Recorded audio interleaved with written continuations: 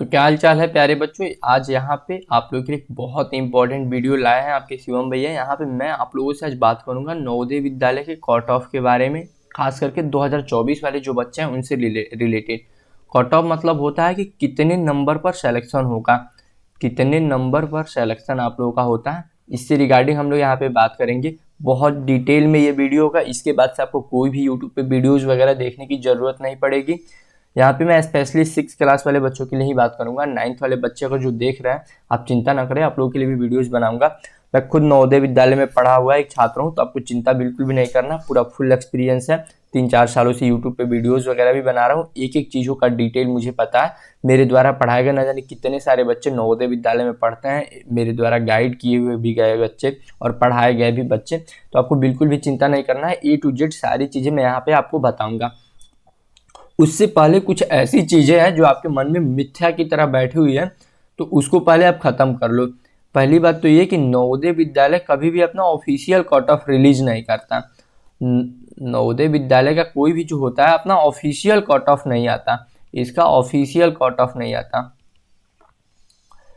ठीक है, अगर आपको इसका ऑफिशियल कट ऑफ चाहिए भी तो आपको फिर वो RTI फाइल दायर करना पड़ेगा। तो अगर आप RTI वगैरह करते हो तब जा करके आपको बताया जाता है। वैसे केसेस में भी खास करके आपको सिर्फ एक इंडिविजुअल का बताया जाता है, एक इंडिविजुअल का OMR शीट या आंसर की रिलीज किया जाता है। ऐसे केसेस में तो ऑफिशियल कट ऑफ नहीं आता है। और उसके साथ ही साथ अब मान लीजिए कट ऑफ नहीं आता है तो बहुत सारे लोगों को लगता है कि हम आंसर की से मिला लेंगे। नवोदय विद्यालय अपना आंसर की भी रिलीज नहीं करता है ऑफिशियल। ये कुछ ऐसी चीज़ें जो आपको जानना चाहिए ताकि उसके बेसिस पे हम कट ऑफ को फिर बाद में जब बताऊंगा तो आप रिलेट कर पाओगे। क्योंकि ज़्यादातर यूट्यूब वीडियोज़ वगैरह, ज़्यादातर क्या लगभग सारे यूट्यूब वीडियोज़ वगैरह आप देखोगे तो उसमें आपको बता दिया जाता है कि आप 75 नंबर ला दो, 80 में तो आपका सिलेक्शन हो जाएगा, इतना नंबर ला दो तो सिलेक्शन हो जाएगा।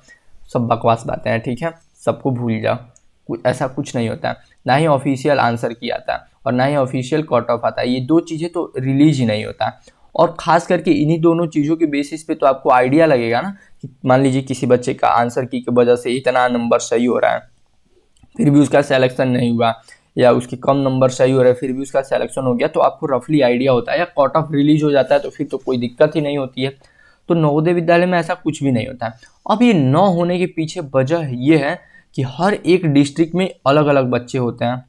हर डिस्ट्रिक्ट में जो फॉर्म अप्लाई होता है, हर डिस्ट्रिक्ट में जो फॉर्म अप्लाई होता है वो अलग अलग होता है। ठीक है, अगल अगल लिख दिया हूँ, अलग होना चाहिए, अलग।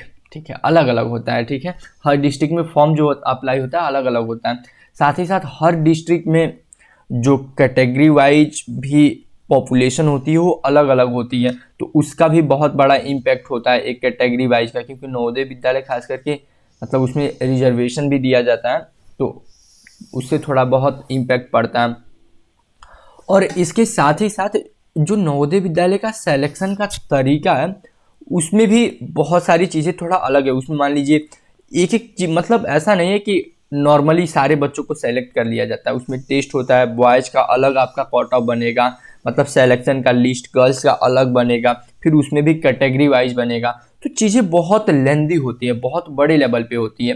मतलब पूरा गर्ल्स बॉयज़ अलग होते हैं पूरा, फिर गर्ल्स का अलग होता है, फिर इसके अलावा बॉयज़ गर्ल्स के अलावा भी जो हमारा रूरल अर्बन का होता है रेशियो, उनको भी अलग किया जाता है। फिर रूरल अर्बन के बाद से फिर हमारे जो फिर जनरल OBC SC ST के आधार पे फिर सारी चीज़ें की जाती हैं।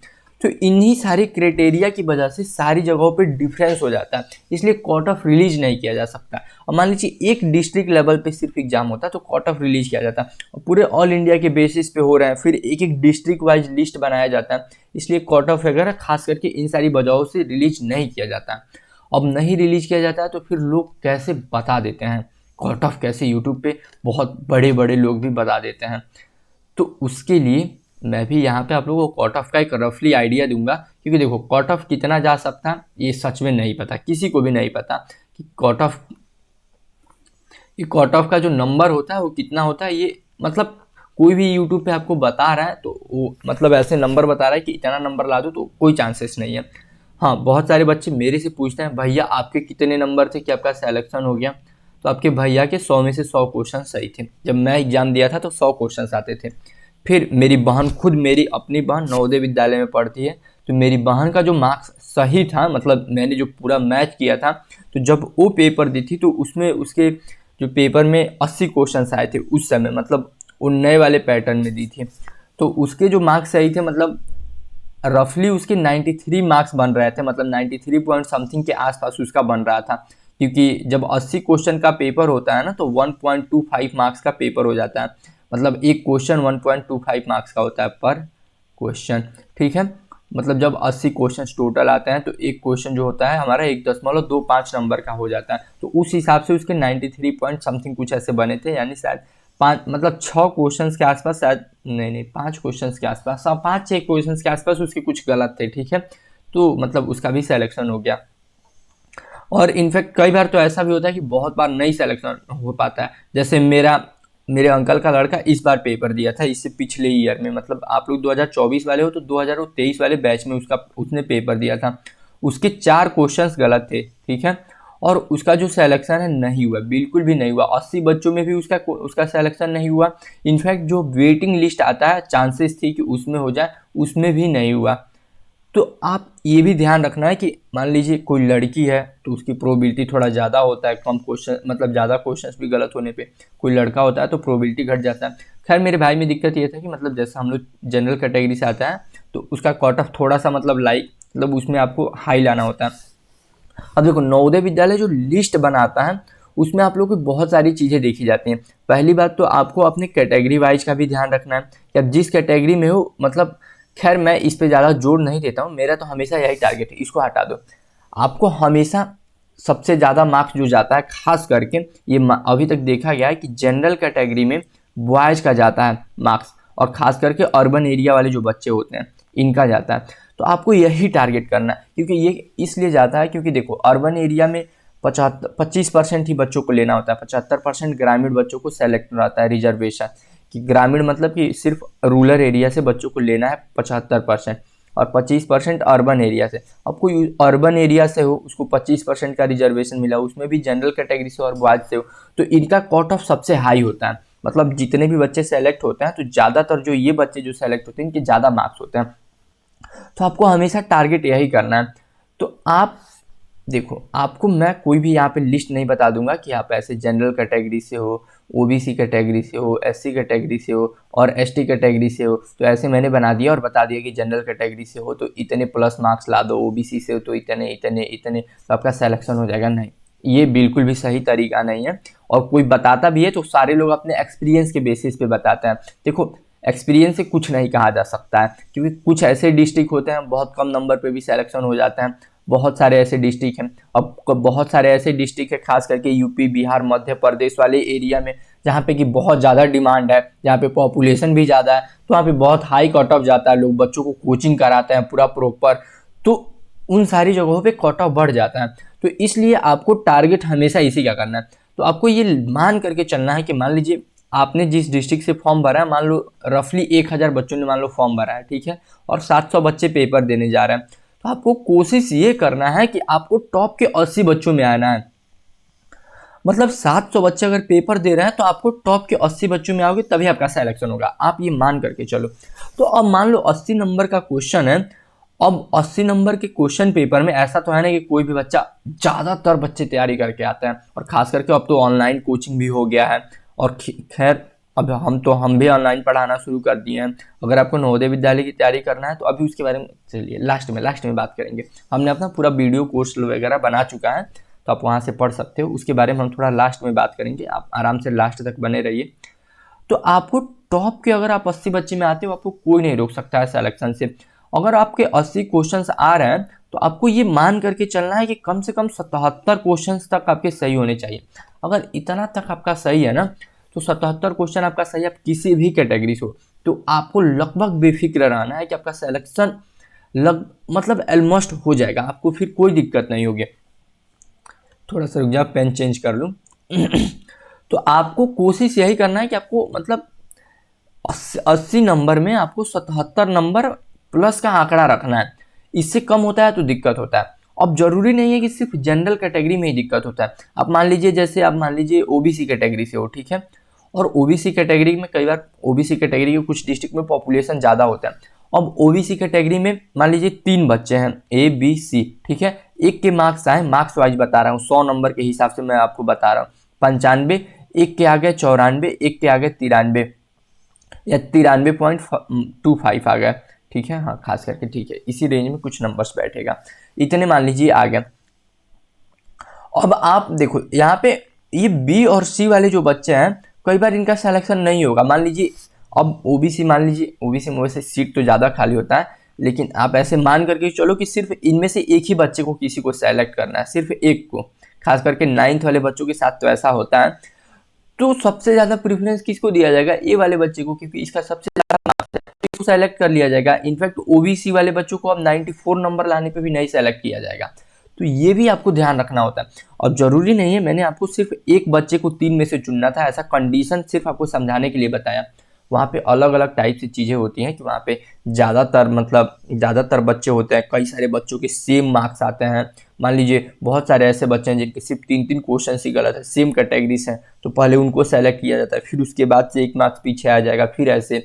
और इनफैक्ट जब आप लोग का लिस्ट आता है तो सिर्फ 80 बच्चों का ही लिस्ट तैयार नहीं होता है, और ज़्यादा बच्चों का भी लिस्ट तैयार हो जाता है कि इन 80 बच्चों में से जो बच्चे डॉक्यूमेंट वेरिफिकेशन वगैरह नहीं करा पाते हैं, या जो नवोदय के हॉस्टल वगैरह में नहीं रह पाते हैं, कई पेरेंट्स वगैरह 1-2 लोग नहीं भेजते हैं, तो ऐसे केसेस में आप लोगों का जो वेटिंग लिस्ट आता है वो ऑलरेडी लिस्ट तैयार होता है, मतलब वो ऑलरेडी सिलेक्शन के बेसिस पर आपको तैयार होता है। जब सारी चीज़ें हो जाती हैं तो फिर नवोदय विद्यालय से बता दिया जाता है समिति को कि इतना हमारे यहाँ पे 80 बच्चों में से हमने 75 बच्चों का एडमिशन ले लिया है, 5 बच्चों ने एडमिशन नहीं लिया है, तो 5 बच्चों का वेटिंग लिस्ट आता है। तो कई बार बच्चों का वेटिंग लिस्ट में भी हो जाता है, जैसे मान लीजिए अब ए का सिलेक्शन हो गया, बी और सी बचे हुए हैं, और वेटिंग लिस्ट में पता चला कि ओबीसी के 2 बच्चों ने एडमिशन नहीं लिया, 2 सीट खाली है, तो इनको वेटिंग लिस्ट में बुलाया जा सकता है। तो ऐसे भी केसेस होते हैं। तो आपको देखो, मैं यहाँ पे कट ऑफ में कोई भी मार्क्स नहीं बता रहा हूँ, मार्क्स कोई भी बताता है तो मैं एग्री उससे नहीं करता हूँ बिल्कुल भी, क्योंकि मैंने देखा है, मैंने पढ़ाया, कई सारे बच्चों को बहुत अच्छे मार्क्स पे भी सिलेक्शन नहीं होता है, कई सारे बच्चों का तो मतलब बहुत कम मार्क्स पे भी कभी कभी हो जाता है। तो बहुत ओवरऑल बहुत सारे फैक्टर्स पे डिपेंड करता है कि आपने किस ब्लॉक से फॉर्म भरा, आपके ब्लॉक में कितना कंपटीशन था, आप किस कैटेगरी से आते हो, और आपके कैटेगरी में कितने लोगों ने वहाँ पे फॉर्म अप्लाई किया है, आपकी कैटेगरी में आपके सबसे ज़्यादा मार्क्स बन रहे हैं कि नहीं, या किस रेंज में बन रहे हैं। मतलब मान लीजिए अब आपकी कैटेगरी से 10 बच्चों को सेलेक्ट करना है, अब आप टॉप 10 वाले बच्चों में आ ही नहीं रहे हो, 11 नंबर पे आ रहे हो, तो टॉप 10 वाले बच्चों को सेलेक्ट किया जाएगा, आपको नहीं किया जाएगा। इनफैक्ट आपके मार्क्स अच्छे भी हैं तब भी।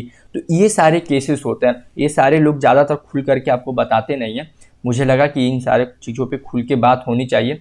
और ख़ास करके हाँ, एक बहुत इंपॉर्टेंट बात आप लोगों को ये भी बतानी थी कि अगर आप नवोदय की तैयारी करना चाहते हो, ठीक है, और नवोदय की तैयारी आप एकदम अच्छे से करना चाहते हो, लाइक कि मतलब आपको एकदम कोचिंग की जैसे तैयारी कराया जाए, तो आप हमसे जुड़ सकते हो। हमने आप लोगों के लिए एक उदय बैच लॉन्च किया है, ठीक है, और उदय बैच में आप लोगों को जो चीज़ें मिलेंगी वो पूरा का पूरा आप लोगों को वीडियो लेक्चर्स मिल जाएगा, अच्छे से पूरा एक चैप्टर का वीडियो लेक्चर्स। और वीडियो लेक्चर्स जो होगा, एक चैप्टर को लगभग 2-2, 3-3 घंटे में पढ़ाया गया, 3-3 घंटे, 2-2 घंटे में आप लोगों को पढ़ाया गया एक चैप्टर्स को।